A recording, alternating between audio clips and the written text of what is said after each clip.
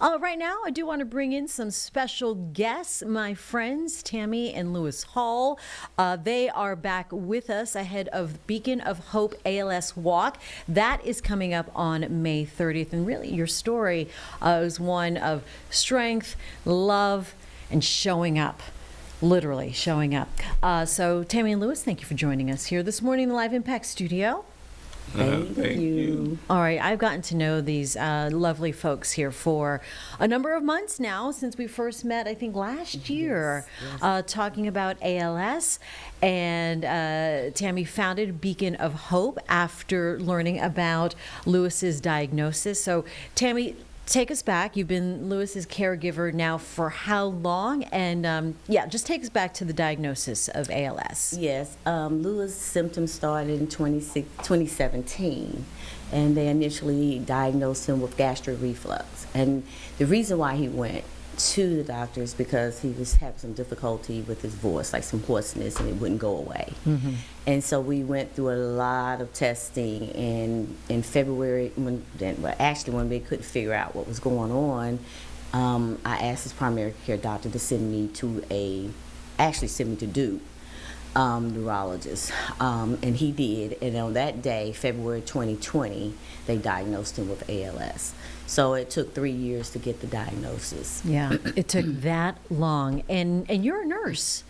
And so, even being in the medical field and being exposed to different situations and whatnot, it still took you that long. And so you founded Beacon of Hope. Why?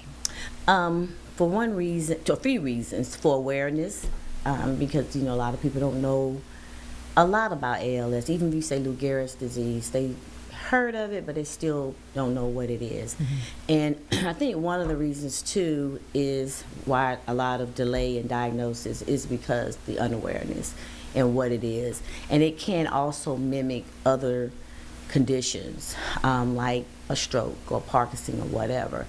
But ALS is not the first line that they go to, and so I don't know, we did have neurologists, but they just couldn't figure it out. The other one is advocacy, so I want to advocate for more research so that we can find a cure.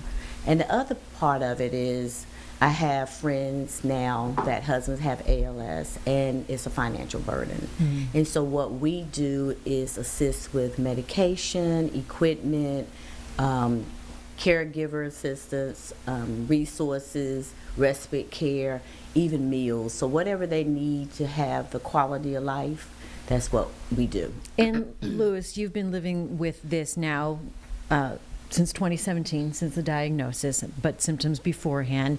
And you continue to be a beacon of hope. You're so positive. What do you want people to know about living with ALS?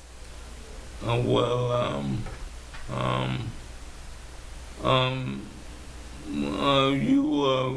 can live with it.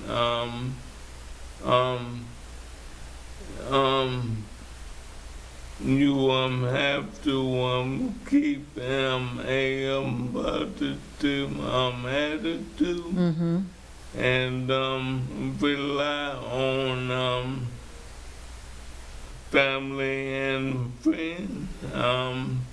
I was reluctant to do that at first, but family and friends want to help.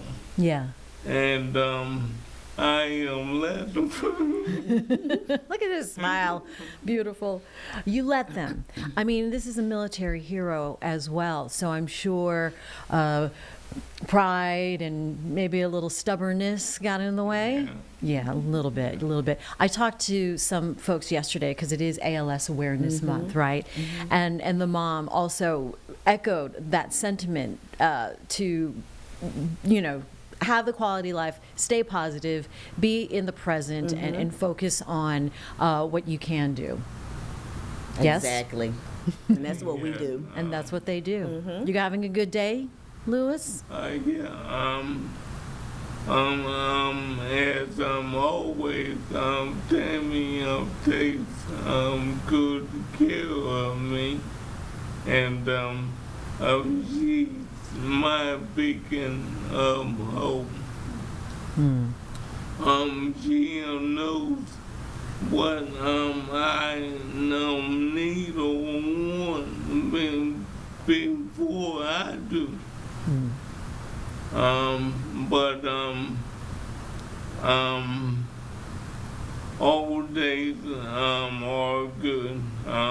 If I can roll out of bed, it's a good day. Okay, and he rolled out of bed and into this chair from your wheelchair. So, a good day, Tammy. I mean, you two really have the connection after so many years of marriage. So, yeah, to know what he wants before he even can express what he wants, that is something very special. So let's talk about May 30th, the walk that is coming up. Why is this event and fundraiser important?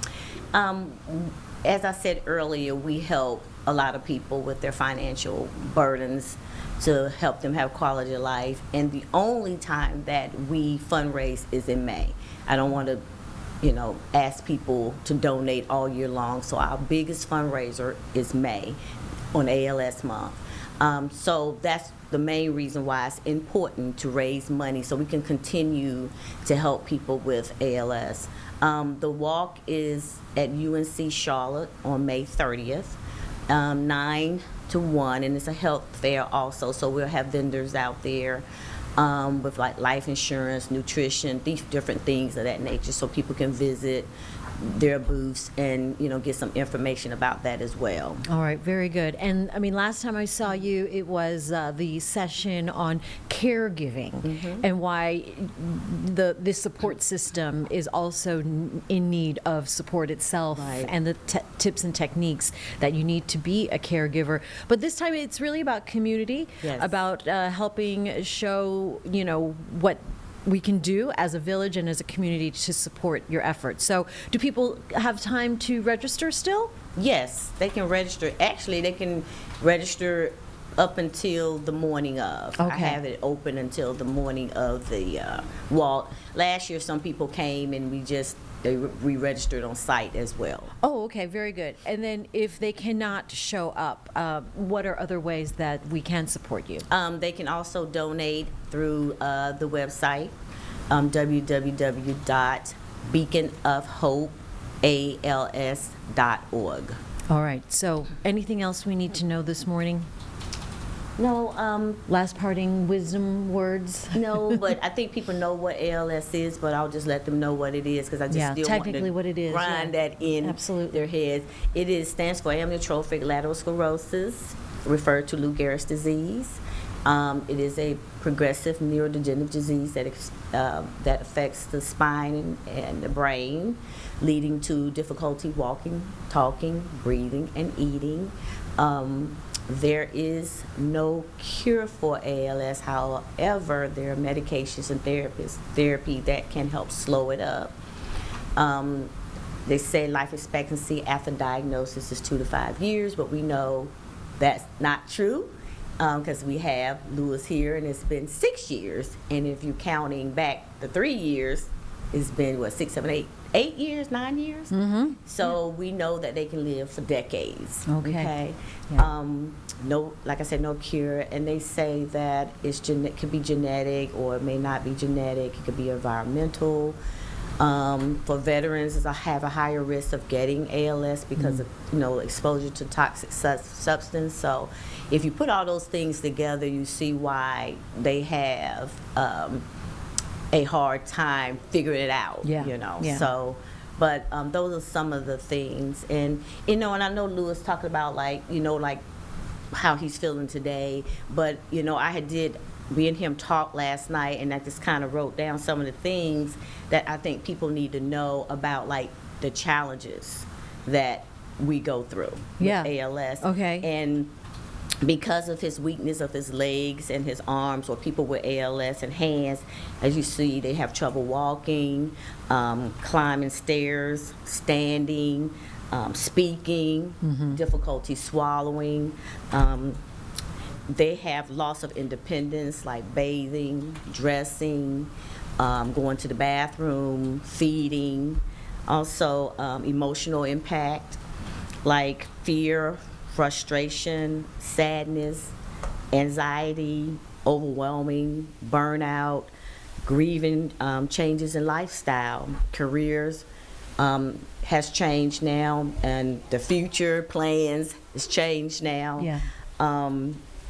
Just feeling pressure, like a caregiver feeling pressure to stay strong and kind of hide their emotions or how they really feeling, because they want their loved ones to stay positive and uplifted. And also, now, we're, instead of being partners, I'm his caregiver. So, things like that, I think people need to know. It's a lot, you handle medications, you handle doctor's appointments, nighttime caregiving, just a lot of things that go on with this. It's just like, yeah, we're sitting here and we look good and feel good, Right. but it's a lot. It is a lot. And so I just wanted to make people aware that what it Thank is. you. And I think, if we can get the awareness out and get more research, and we can get more, resources, and we can try to find a cure for this thing. We can, and I mean, again, that is a great thing to do, is to help us understand. This is, you guys are having a good day. Lewis is having a good day, but it's not like that. And it takes some efforting and understanding, compassion, and caretaking to help your loved one. So the MLS walk from Beacon of Hope is May 30th. Show up, show out, show them some support. Beacon of Hope ALS. We'll have that information on our website. Tammy and Lewis Hall, thank you for joining us this morning. Thank you for having us. Pleasure. We appreciate you. Of course. And we'll be right back here on Live Impact News.